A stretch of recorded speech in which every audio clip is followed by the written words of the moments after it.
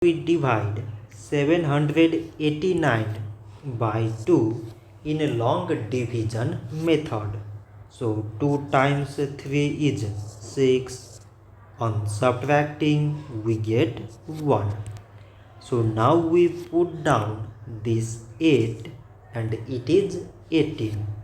2 times 9 is 18. On subtracting we get 0.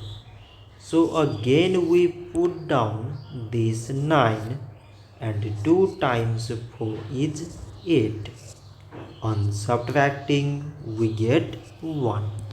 So now this 1 is less than 2 and there is no other number to put it down.